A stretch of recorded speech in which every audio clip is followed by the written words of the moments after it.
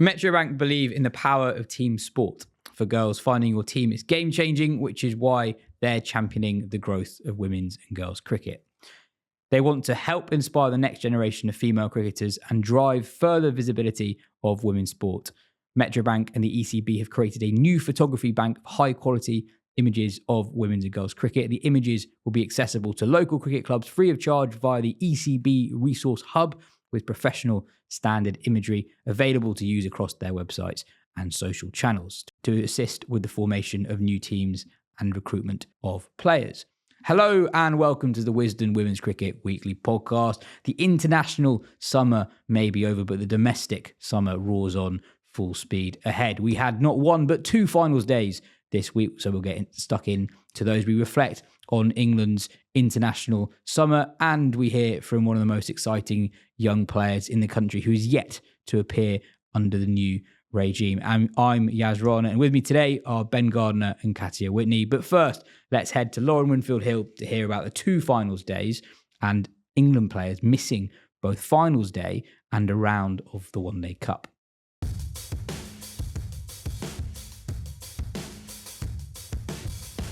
Two finals days happened over the weekend. First at Northampton, where Middlesex won both their games without losing a wicket, including beating your Yorkshire side in the final. Lauren, the first Tier 2 finals day, you were at the heart of it. How was it? Yeah, it was good. I mean, fair play to Middlesex. They played extremely well. I think they had a good game plan. They bowled pretty slow, pretty straight.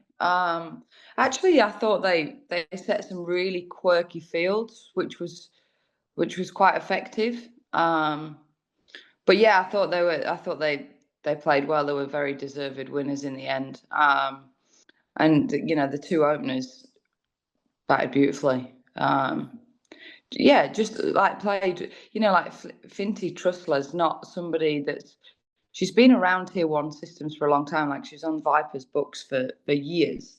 So she's certainly got a lot of ability. But to see her sort of play the way she did was awesome, really. But yeah, no, it was. I mean, there was a lot of off-field stuff that wasn't great.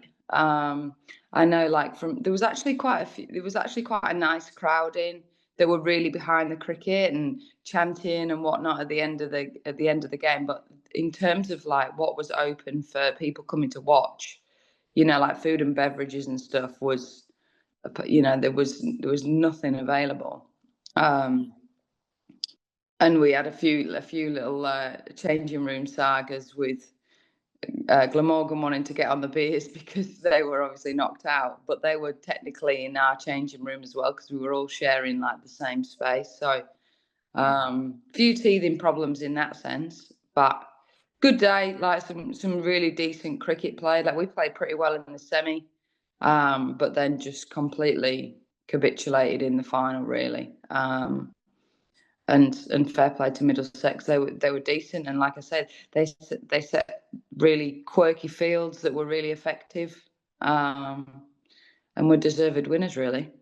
Yeah, some effort from Middlesex and their opening pair of Izzy Routledge and Finty Truss, as I said, 200 run stands without losing a wicket across both games on the day. Over in Tier 1, it was second versus third first, Warwickshire versus the Blaze. That was won by Warwickshire. And then the final against Surrey.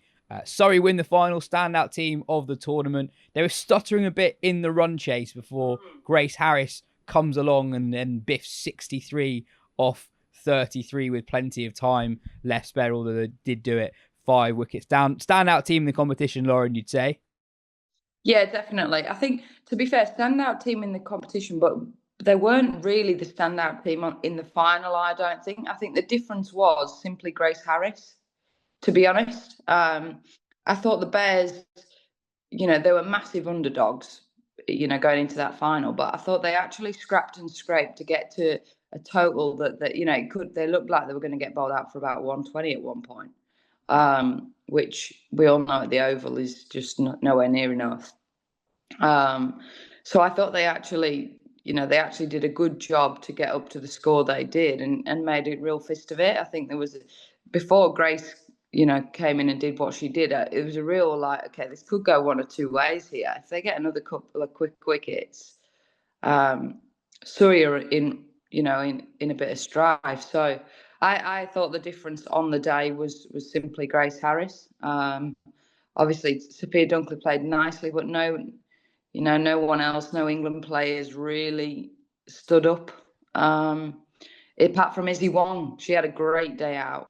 Bat, ball, field, she was everywhere. And yeah, you sort of want those big game players, and she turned up, massively, especially in that semi-final. Yeah, I mean, it's worth dwelling on that semi-final performance. 59 off 38 with the bat in the first innings as Warwickshire get to 163. And then they only win that game by 19 runs. Wong takes 4 for 14, including dismissing Tammy Beaumont first up with a new ball and Catherine Bryce both for ducks in consecutive balls in that first over. She gets Sarah Bryce later on as well. We've talked about her, I guess, her rejuvenation with the ball over the last few months, but she seemed to have reinvented herself as a seriously impressive top order bat as well, batting at 3 for Warwickshire. I think in the past we've seen her hit late quick runs from 7 or 8, but this is a different role for her. Yeah, she's a great package, Wongy. I think she was absolutely everywhere, and she was up for it. You saw her in her body language, and I feel like when she's up for it, she gets more and more running on her toes. She was bouncing around like Tigger. But yeah, I think on the bowling bit first, if you watch it back, there's some serious deliveries in there. The one that it's not like, oh yeah, you've got a couple of wickets early on, but it's like the 2 wickets, particularly of Beaumont and Bryce. Like Tammy's is an absolute jaffer, and if you're going to get Tammy Beaumont out, you get her early and you get a nip back because she gets out like that. That's her most vulnerable delivery. And then she bowls a ripping delivery into the, just really rears off the surface and catches the glove surprise, like quick, bounce, quick. And yeah, it was awesome. And, and even the dismissal of Sarah Bryce, running in, bowling bouncers, she basically bounced her out. It was brilliant. And then with the bat, like we've seen her been used in that role, and it's often a role that's a bit of a pinch hitter, but she's way better than a pinch hitter. Like it was selective, it was powerful. Like it wasn't like she was just trying to swipe and hit every ball out the ground. Like we often you sometimes see when you send sort of bowlers up to play that role is the sort of swinging from the burley every ball, and you just you're hoping that you get 20 off 10 or 25 off 12 or whatever, but it was way better than that. Like it was a proper knock. Like I say, like it wasn't just swinging from the rafters. Like there was good decisions made. She stuck to her strengths. She had power. She cleared the rope with ease when it was in her slot. She ran really well. And it sounds like really boring to be like, oh, she made good decisions and she ran really well. But I think that just shows that she's a proper batter. She's not just somebody that's trying to clunk it to all parts. Yeah, 100%.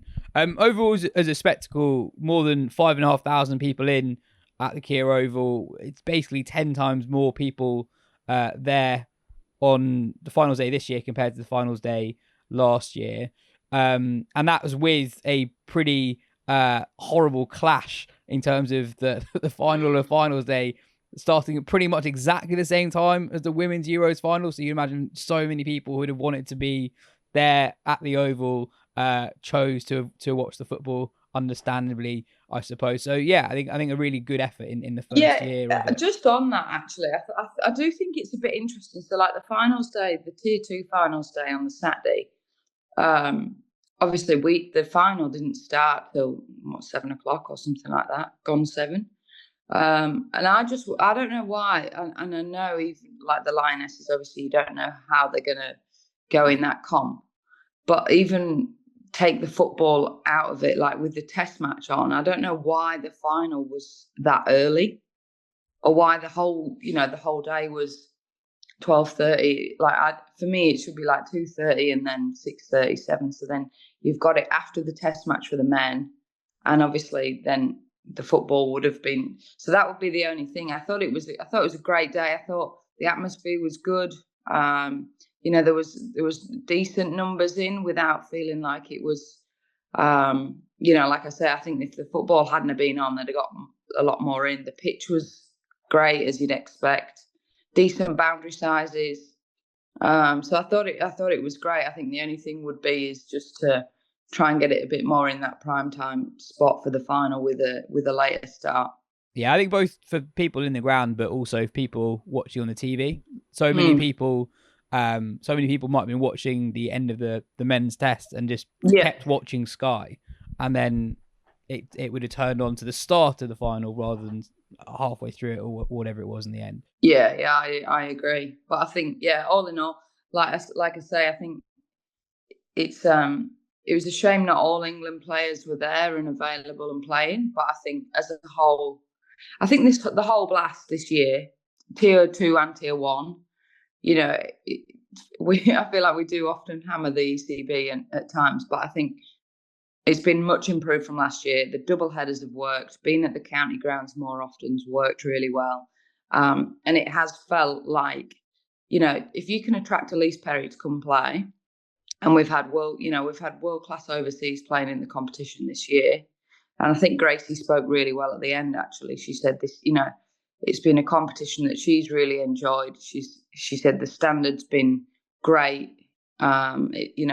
It's only going to improve and it's only going to keep improving English cricket. But she said, it's been a tournament that she's loved playing in, and she's, felt like being at a lot of the county grounds, having overseas, having, the standard is rising each year.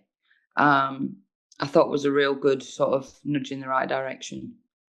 You talked about the England player availability. That became a talking point on the day and then a talking point in the days after. So after the Blaze get knocked out, there's a press conference and the Blaze captain, Kirsty Gordon's fielding questions from the media, and she's asked very specifically, was it the players' decision not to play or the ECB's decision for the England players not to play? So she's talking about Nat Sciver-Brunt and Amy Jones.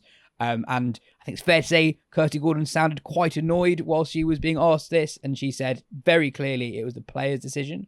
About 15 minutes later, the ECB issued a statement saying that both players were unavailable for the day, citing workload management concerns. And then after finals day, a separate statement comes out talking about the availability of England players for a round of games that took place yesterday in the One Day Cup. And I think 10 or 11 England players were unavailable for that.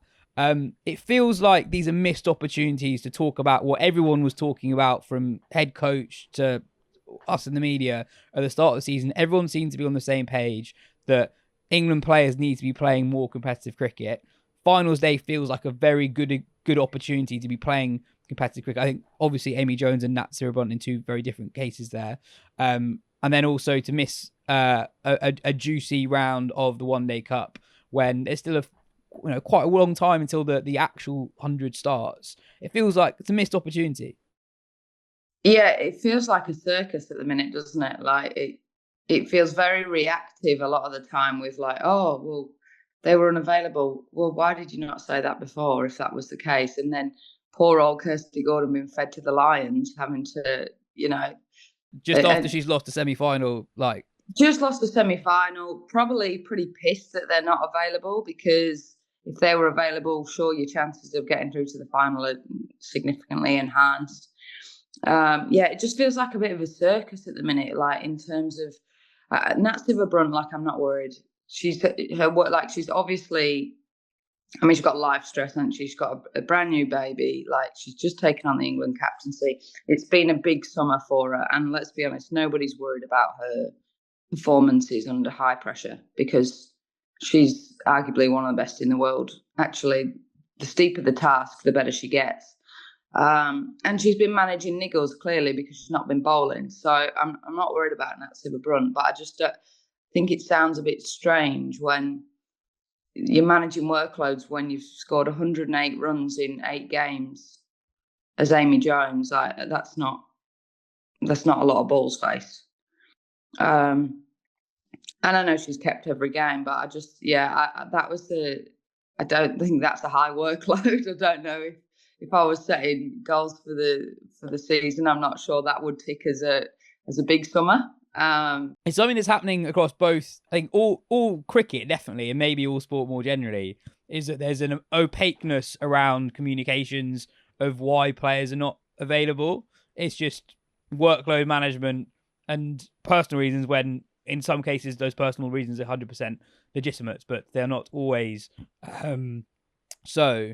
And it feels like a massive, not massive, but it feels like a missed opportunity to I guess, correct what the perception was last year, and that England players aren't playing enough. And it's not just Amy Jones on finals day. It's the 10 or 11 players who didn't play around yesterday. And it's not just them not getting cricket under their belt, really competitive cricket where they're senior players and expected to perform. It's also the overall effect of not having 10 or 11 really good England players, and the effect on the overall standard and the intensity of it. You look at the scores yesterday, and like, you know, quite a lot of the scores were ridiculous, and people are scoring like massive massive runs who haven't necessarily really fired that much. So you've clearly diluted the standard, because it was a pretty big day, wasn't it, in terms of the Metro Bank Cup yesterday.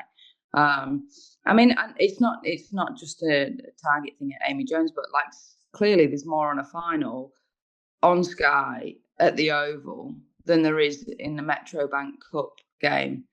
I don't know where they're playing, but like, you know, like a lot of it was at outgrounds. A lot of it, there was like the Edgbaston Community Ground, there was Sedbergh School. So it wasn't a lot of the top grounds, but it's clearly a good opportunity to score some runs, because there was some runs scored. But yeah, like I say, I think the messaging sometimes it can be very blanket in terms of like workload management, but then you sort of look into that and you're like, well, like just using the Amy Jones example, it's like, well, that's clearly not true, because that is not a big workload. So like, just be transparent. Like Nat Silver-Brunt wants to spend time with her family, like, you know, like whatever the situation may be, it's like mental fatigue or whatever it might be. I just feel like there's a lot of blanket statements thrown around reactively after, which just sort of stirs it up again. And the fact that they're doing fitness testing at Loughborough over playing, like surely you can do both. Surely you can make sure that, like, they've got a bit of a thing, haven't they, with fitness at the minute? So clearly it needs to be a priority, but like, so does playing, and the both can be achieved simultaneously, rather than having to be exclusively like, right, well, we're not playing because fitness is an issue. And then it's like, well, you know, then you've got you're trying to beat the best teams in the world in a World Cup, so you've got a bit of a cricket priority as well. And it just feels like they're not really achieving both together. Yeah, 100%. Well, that's it for this week. Next week, we'll be talking about the 100.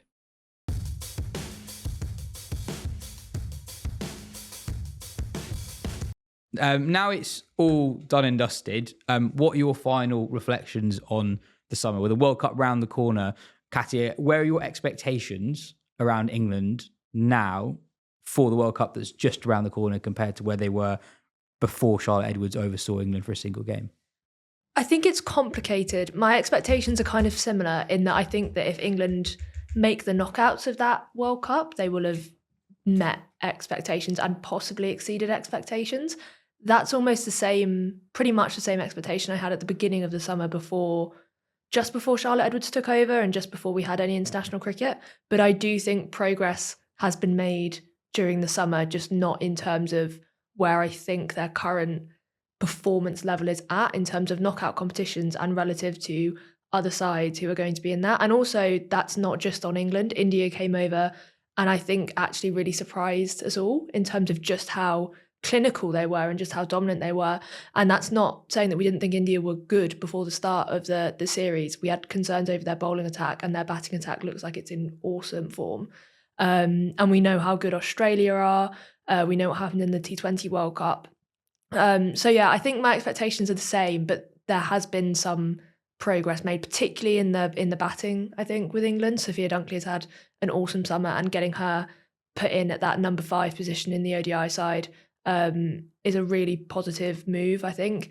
And equally with the new players unearthed, I think England have a lot more options than they did at the start of the summer. We talked at the end of the Ashes a lot about how there was no one really they could pick from, and we've seen players like Lindsay Smith and Arlott and different players coming into the squad. Alice Davidson, Richards recalled, all of that. So I think England have more options. They have a better looking side. They have a new ethos of playing ODI cricket, and that's all really good. But it's such a short space of time between when Charlotte Edwards took over and when that first World Cup match is, that I'm not sure there was ever going to be a massive change in terms of England weren't suddenly going to be World Cup winners by the end of this summer. They've had, 6 ODIs in which to kind of find their best side and refine that approach that they want to. It's not a surprise that they're not going to be World Cup winners off the back of that. And they don't have any more ODIs for the next couple of months before the World Cup. So I think it's almost like a neutral summer in terms of performance for me, with some positives behind the scenes. I don't know how you say it. Ben? Yeah, I mean, very, very similar in that. In fact, my expectations now are probably slightly lower than they were at the start of the summer, but because my expectations are wrong, not because England have done bad things. Yeah, and some real positives, as Katya says. I think also, not that they're negatives exactly, but I think Lindsay Smith is come back into the team and done well. She's clearly not Sophie Ecclestone though. And I guess the big positive overall is probably just that reintegration of Sophie Ecclestone, which is still probably a slightly uneasy marriage there. Perhaps I think there's still a few things that are going on, but if you can that tension can be okay when you have a player who is that outlandishly talented, and just to have her back in the side and bowling as well as she is a big positive. But yeah, the big thing for me is just that looking at that World Cup, I think, England should not make the knockouts would be a disappointment for England. Which is a recalibration of how people talk about England, right? Because previously it's assumed that England get the knockouts and it's whether or not they win it. Yes, that's true. Yeah. But I think this time around it's a bit about England sort of stagnating, but it's also that, Australia pretty much always going to be favourites, and England haven't made that gap. And it is just that India looked to be in a sweet spot as a team. And actually, it was there. We know that batting is amazing. It was that the bowling was as kind of good as it was, even with an attack we didn't know loads about coming into the summer, like, Kranti Gaur, who, bowls a few wides and bowls a few jaffers. She's not quite Josh Tongue, but she looked really good. So yeah, that's how I would see it for England on the whole. And yeah, also, I think quietly, to be honest, among this whole period of sort of England, unrest, I guess, Sophia Dunkley just quietly become a very reliable international batter, which, there were times when we thought that might not happen. So that is also a significant plus. The other thing actually for me is that I don't think they know how to balance the side without Nat Sivabrunt. Now, hopefully for the World Cup, Nat Sivabrunt is just back and that's fine. But that was one of the odd things for me this summer. You had Alice Davidson Richards at number 6, sort of in the all-rounder spot, and yet not really bowling. I don't think it was that confusing. They just picked her as a batter. Yeah, but then I think also I'm not sure she's a number 6 in ODI cricket basically as well. So it's and I think if you want an all-rounder number 6, maybe it's Capsey who can bowl some overs. But really, I think that balancing the side when you don't have Nat Sivabrunt is just not going to be something that they can do. But then can you find the right profile of batter for that slot as well is also a bit tricky. That would be the one other thing, is like they had a chance to look at how they can figure out the side when players are out. And I don't know if they have fully answered those questions, even though they know a few more about the players who are kind of in contention, I think. Yeah, it's a weird summer. I think ultimately poor. They lost both home series against India. That's a poor summer, especially given how inexperienced India's bowling attack is. As good as they were, inexperienced. England have a lot of experience. I know people permanently talk about them being in transition. There's a lot of experience in that team. That's the one side. But the other hand, I do think they are harder to beat, weirdly, in that they have a clear identity with what they're trying to do with the bat. And there were 2 games where they had dramatic top order collapses, yet did pretty well and hung in those games. That won't happen every single time. And they didn't have Heather Knight and Nat Sivabrunt couldn't bowl. Those are 2 really big deals. We saw Dunkley do well. I think even if ADR doesn't play, it suggests what England are trying to do, and that's to bat longer. And I think at the moment they will probably sacrifice raw talent for stickability in that top six, just to ensure that they are always always in games against the best teams, but also make sure they don't crumble against teams they're expected to beat. Emma Lamb, I thought, looked good as well. So weirdly, poor results-wise. Bowling was oddly less effective than I thought they were and where England were at. But actually, with the bat, I can see how in 50-over cricket, they look a little bit stronger.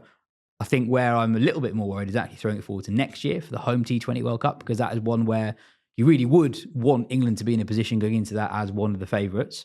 And I'm not necessarily seeing anything this summer that makes me think that they are near favourites at the moment. But in 50-over cricket, I think given how bad they were over the winter, even though they lost against India, I think actually, if your starting point was they probably won't get to the final, let's see how they go. I think they've done results poor, but actually I think they're slightly better suited to do quite well. That's not saying that I think they're going to win it, even necessarily get to the final. But I think, bear in mind, last time there was a World Cup, they got to the final, but only just qualified for the semi-final. So that's what I'm comparing it to.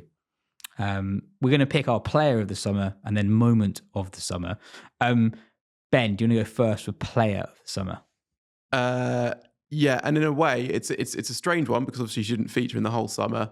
And when you look at just the raw numbers, other players had better raw numbers, but then you take into account that the games she played were in the harder series, and also the fact that she just she overshadows English women's cricket even when she's not on the pitch. And so for me, it's Sophie Ecclestone. And also just because when you watch her bowl, that is just the best an England women's player can be at the moment. That's the best thing that someone can do is Sophie Ecclestone bowling. And watching her at Lords actually here in the the one ODI that England won on a helpful-ish pitch, but still one where she had to bowl well, and she's just a class above what anyone else can produce. And you saw that in other games where I think it was in the final game of the series when India got loads and Ecclestone went for basically like 2 for 20 in her 10 overs, and then everyone else was going at 6s and 7s.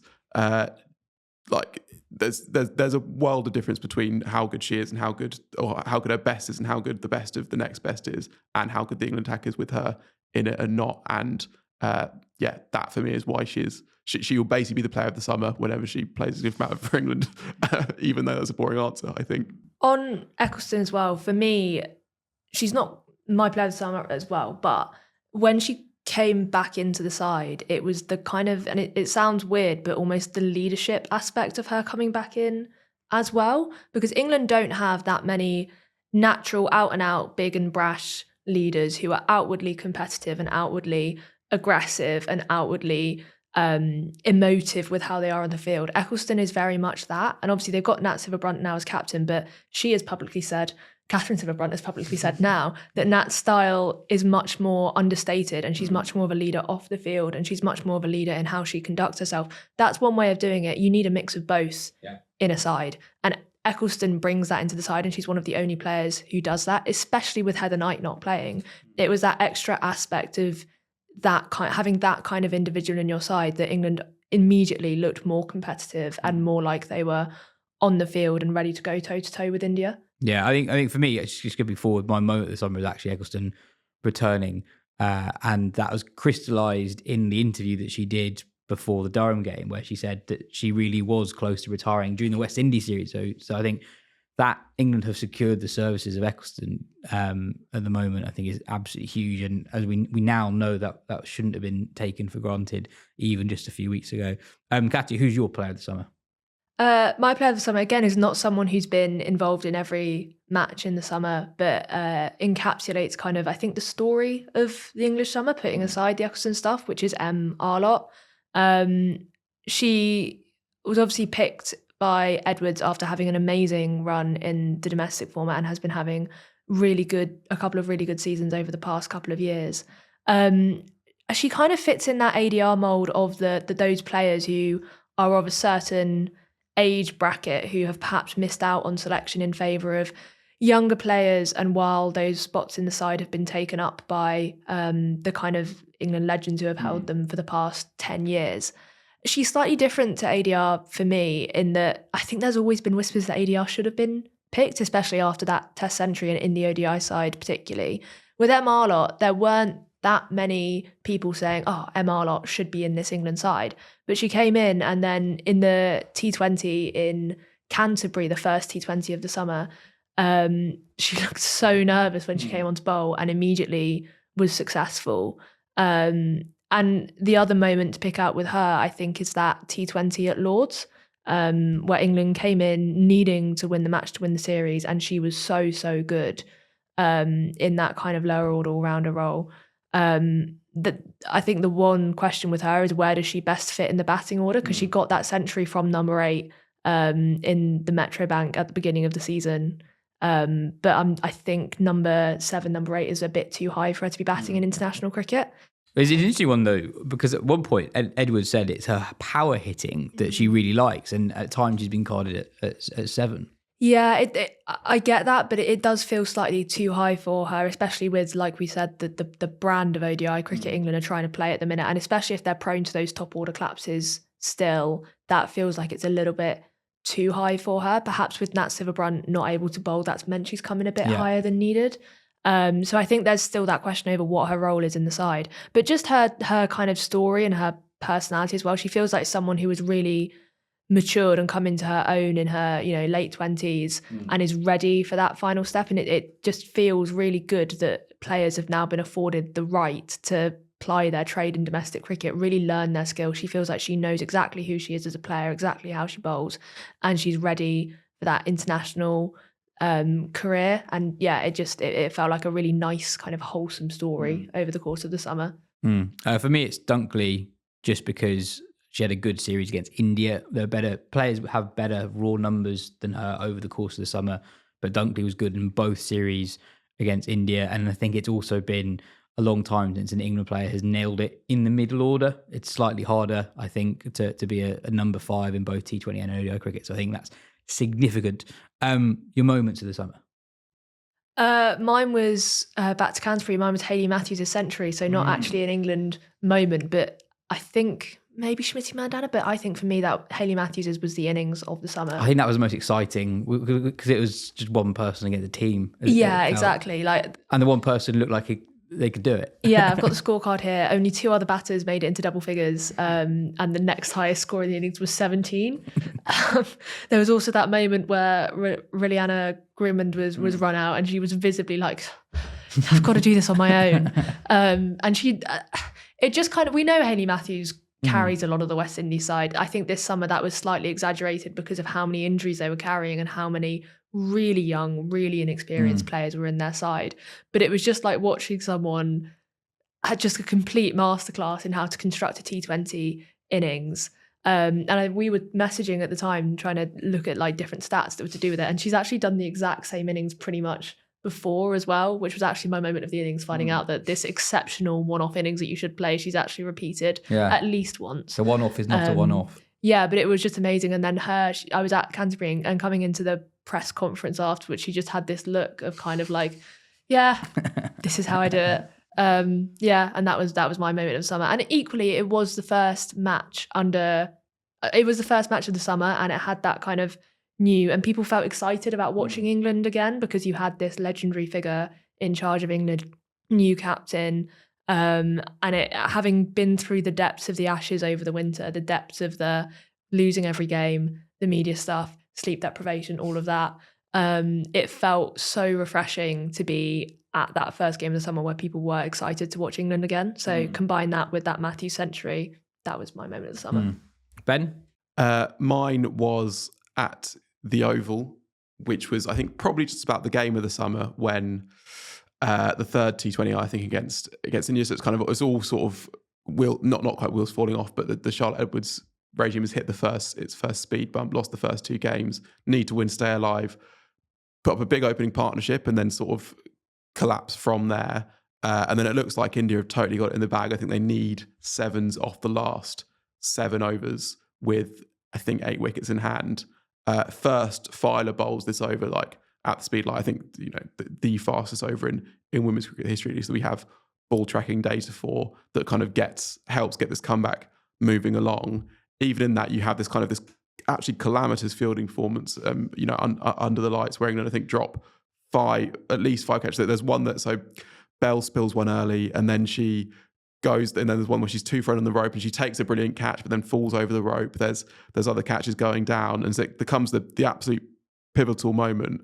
The ball kind of goes up swirling towards Charlie Dean, and she takes this brilliant catch low down and under so much pressure right at the end of the game. Brilliant, a huge crowd as well that were like right behind England. And I was actually in the stands for that, but I went out into the stands for a bit in that game rather than being in the press box the whole time, and just feeling the reaction to that moment, to England just winning a brilliant game of cricket with a bit of fielding brilliance when, there's been so much about fielding in general, but just in that game as well. It was just a great, just pure moment of sport, basically. So that's why that was my moment. There was an element of comedy in that as well, in that so many catches had gone down, the ball went up in the air, and you were almost expecting, I think not even almost, I was expecting every time the ball went up in the air for it to be dropped, and then the amazing catch just gets taken, and it almost felt like watching the players on the field, it just felt funny almost, that that's the one they took. Finally, the schedule. Just 14 days of international cricket. We have 16 next year, plus the T20 World Cup, and that includes the test match here at Lords as well. So much, much busier international schedule next year. It feels a shame that it's so short. Yeah, it does. I think... Especially, when you have one series that is so lopsided in terms of quality, and it doesn't really feel like a contest for a lot of it. Yeah, I think that this summer in particular was tough to manage because of the World Cup coming, I think it begins at the beginning of October. Yeah. And obviously that's kind of just the end of the English season. And when you're playing in those conditions in India, there's not really there's not really much point in playing in England to prepare for that series when you're going to be playing in such different conditions. We saw last summer, obviously they had that kind of B series against Ireland, where actually there was quite a lot of good cricket. It was really good. Played. It was really good. So there might be a question of whether you could have arranged, or whether something like that could have been arranged. But ending the international summer in July, it really doesn't feel right. I say it every time we mention the schedule, I don't envy anyone who puts together schedules for domestic international cricket. But this was a flagship summer of women's cricket in England with the new system, the T20 Blast, the finals days, everything.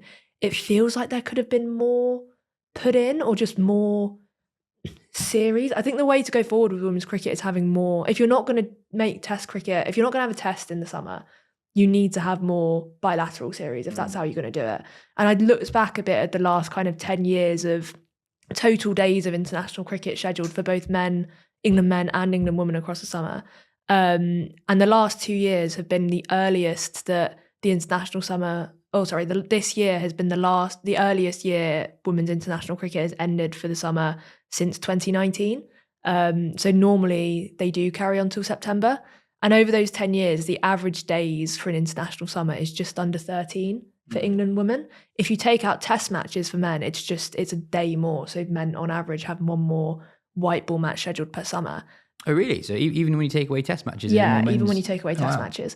Over the same period of the last 10 years. That also includes the COVID summer, we should say, where England men did play some white ball cricket in that summer, and England women didn't play any cricket during that summer. But the men also played a lot of test matches per summer. We see this summer there's a possibility of like 30 days extra cricket. So if you're not going to play that long format, surely there is space in the calendar, or there could be space made in the calendar to play more white ball series. I don't know the ins and outs of this, whether there are efforts made to secure more series, or series are meant to be elongated, but maybe this summer you could have had India for 5 ODIs as well, especially with the World Cup round the corner. I think that's fair enough. I think that it's an unfortunate consequence of the broader health of the international game. Basically, I think there would be keenness for more bilateral cricket, more bilateral series, if there were more good teams, basically, who could be competitive with each other. I think that's the reason why. I think if there were 8 really good teams, you'd have roughly the same standard. You'd have more tours, but I don't think that more tours really would get more people through the doors. Yeah, but then I think also then why not just milk the teams that you know are going to be is going to be really good. So as Kash says, why not have a 5-0 series against India? But also, I mean, not having a test is that's really, really not good. But why is also this discussion? Why are tests still kind of these sort of marquee novelties? Like, why can't we actually move towards having a test series when we have seen some brilliant women's test cricket played. And also, even looking ahead to the schedule for next summer, such a shame for me that that's a 4-day test, not a 5-day test, when actually, it felt like we were making progress in that direction. I don't know why we've slid back, because I know Lords is very in demand and stuff, but like, it just feels like I think there's arguments for 4-day tests at times in men's cricket, but actually in women's cricket, I think that's where you probably need 5 days more. And so to have that as a 4-day test, and for that to be the step back rather than building up towards, okay, now 5 days has become the norm. Now can we get a 5-day?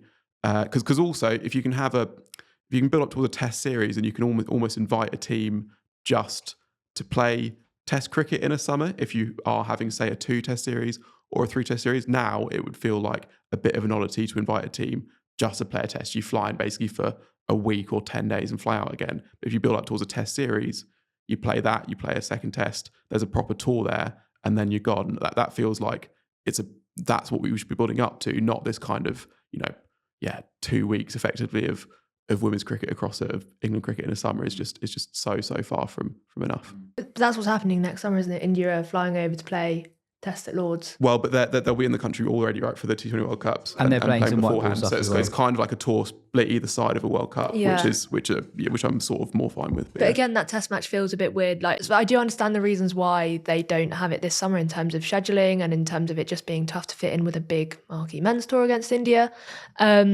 But it feels really weird to have this series almost split across. If you look at it as a whole, it's split across 12 months. Plus, with that T20 World Cup in England next summer, it then feels weird to throw a test into the mix. I don't know. It just feels like the schedule is a bit. There's no point to the schedule at the minute. It feels like there's no point to these. We've said bilateral series are, when it comes to both men's and women's cricket, bilateral series are really hard to make feel like they've got a point. And it feels like at the minute, particularly when women's cricket is so condensed in one part of the summer, but also feels quite sparse, it's really hard to make them feel like they've got a point. Yeah, we should do an episode where we construct our own long-term schedule, because I throwing it forward to next week, I wonder if the men's game, international cricket, top. Women's game, is it? World Cups aside, Ashes series aside, is that the heart of the summer? I actually think it's the 100. 100 is the women's game is what gets most people watching. It's probably higher profile than England's bilateral stuff. There'll be more eyeballs on it, I'm sure. So maybe that's just the reality, and it's something that better reflects the current state of the international game. And yeah, as I say, the 100 starts next week. In fact, the next time we record will be once it started. So we'll be talking all about the 100 next week. But finally, earlier this week, Katya caught up with Freya Kemp about her summer and where she's at more generally right now with her injuries, etc., as well as hearing all about the Metro Bank Seeing is Believing campaign in conjunction with the ECB.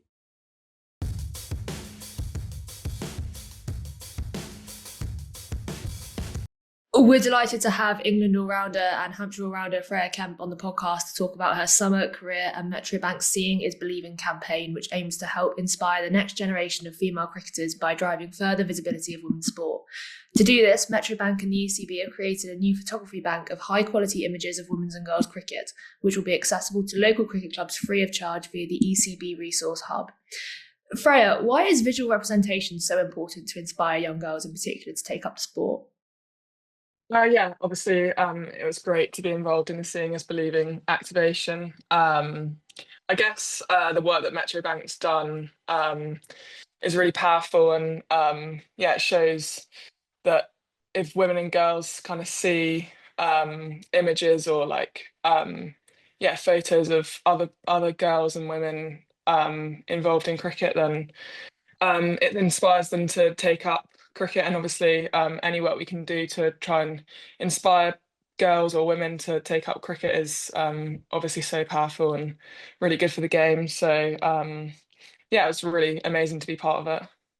What inspired you to take up cricket? Well, I have two brothers, so I guess it's a bit different to, well, it's not that different, but having two brothers, we played a lot in the garden, and I guess they inspired me a lot to take up cricket. And as soon as I kind of started playing with them, I joined a cricket club, and I guess me growing up, it was a lot to do with boys clubs and playing in boys teams. I think like the amount, like since I've started, it's been amazing to see the how many like girls teams have started up and stuff. So yeah, I guess also like something that really inspired me was that 2017 World Cup.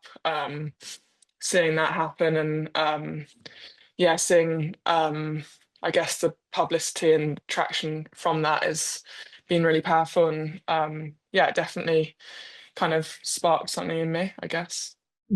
I have a theory that 80 to 90% of professional female cricketers in this country have brothers, or specifically older brothers. Yeah, probably. Yeah.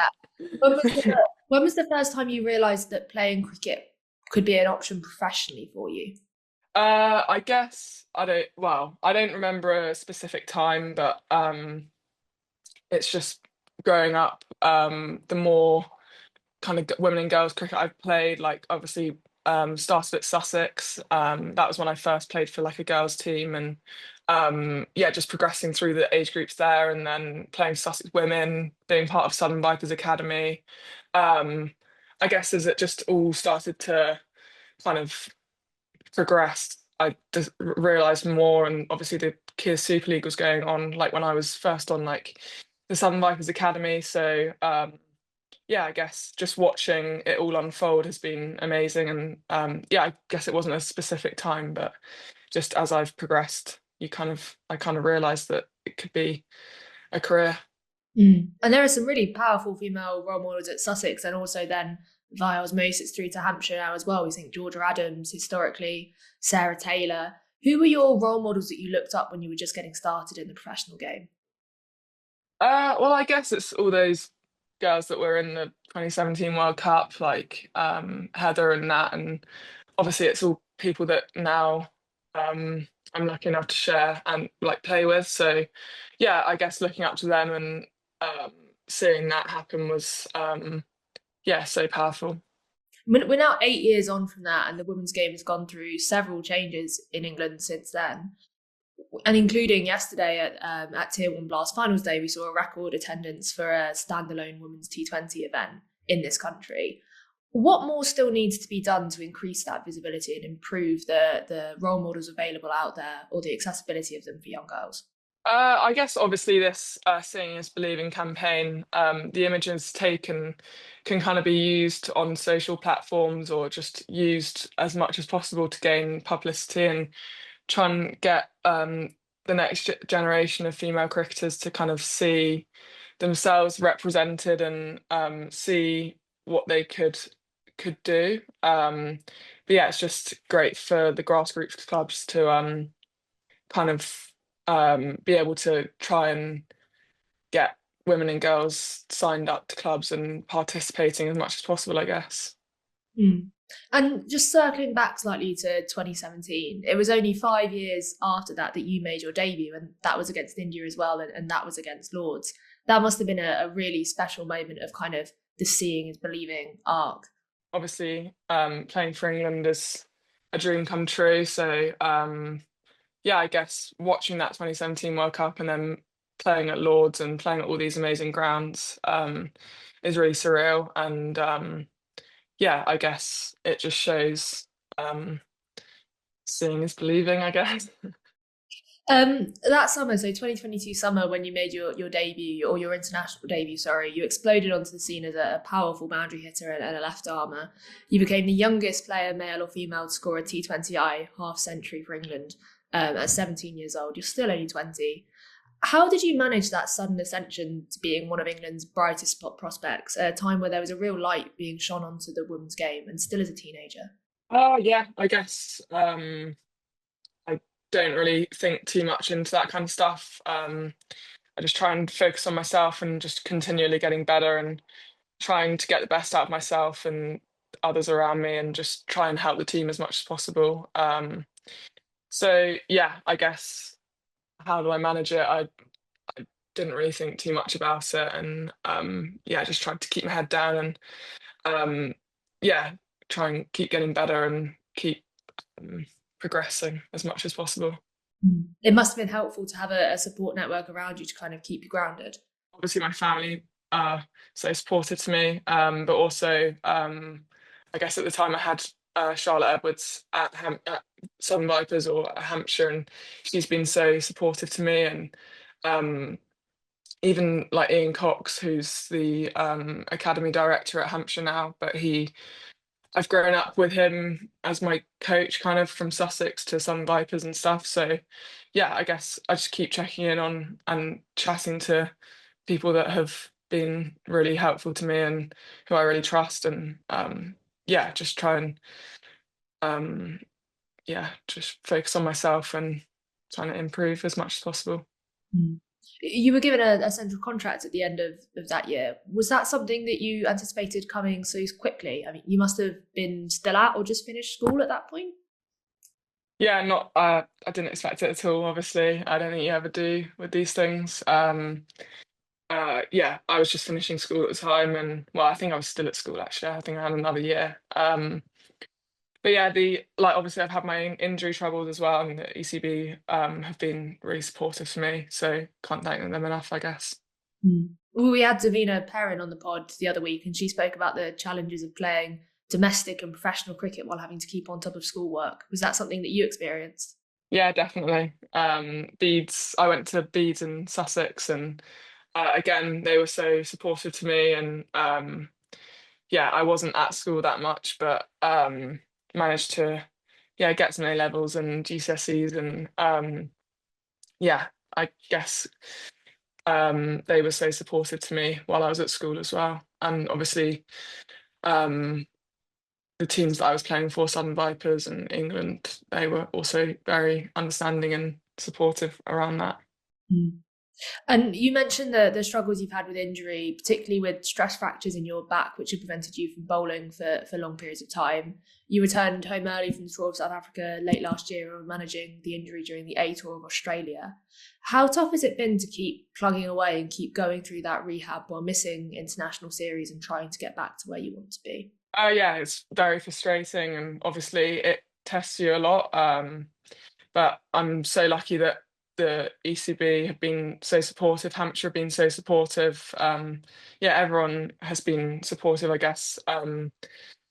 Yeah, have been playing as a batter, which has been really good for my development. But obviously, I just love to bowl. But yeah, it's just I'm so lucky that I've got such great people around me, all my teammates and coaches, and everyone else is just so supportive. My family. But yeah, it's just keep trying to plug away and get things right, I guess. And you mentioned you're playing as a batter domestically at the minute. Do you have a timeline on when you want to be back bowling or when you think you'll be able to bowl fully again? Not really, just obviously enjoying just playing as a batter at the moment. Obviously, I'd love to be bowling, but sometimes you just got to have some rest. And yeah, I guess playing as a batter is a really good opportunity for me. And I'm lucky that Hampshire have really given me a really good opportunity and yeah, put me up the order. And I've had loads of time to bat, which has been really nice. And it would be really good for my development, I think. So yeah, obviously Lottie's been really helpful actually. And yeah, I guess it would be really good for my batting in the long term. Do you think there's a world in which young bowlers in particular could be under closer supervision even before they get into international cricket to prevent some of the injuries that you've struggled with? Well, I don't know the ins and outs of kind of stress fractures, I guess.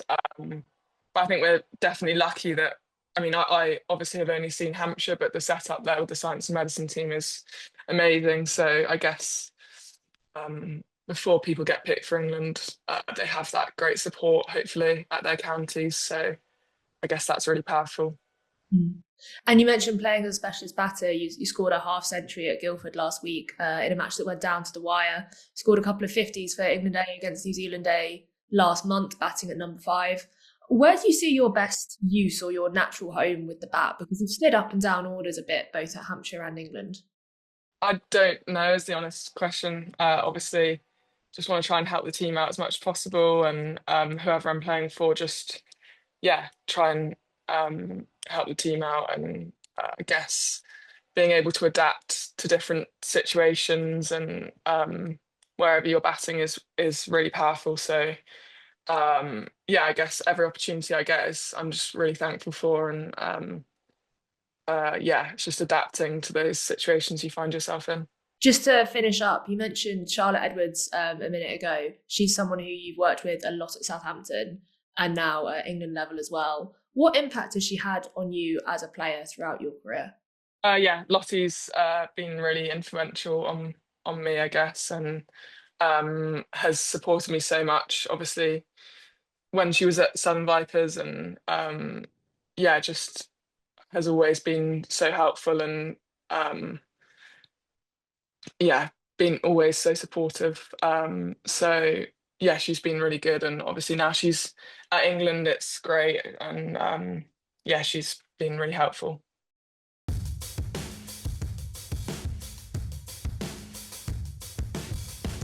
That is everything for today's show. Cheers for listening. We'll be back next week.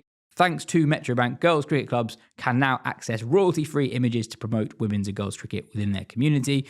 If you want to find out more about the fund, visit metrobankonline.co.uk/cricket.